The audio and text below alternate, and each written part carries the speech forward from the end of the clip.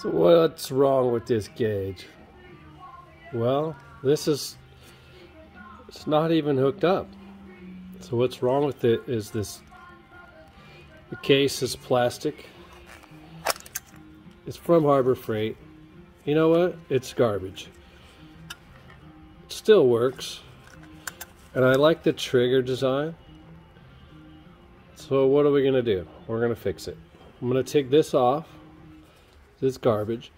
I'm going to put this vintage gauge on. It's a US gauge.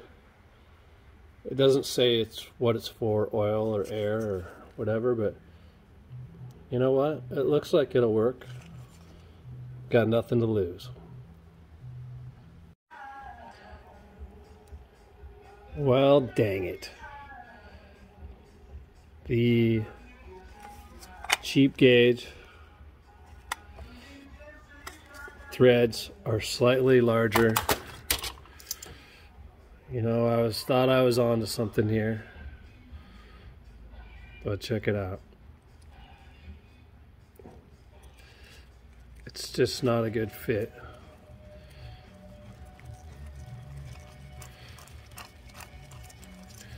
And I could probably put copious amounts of thread sealer tape on it,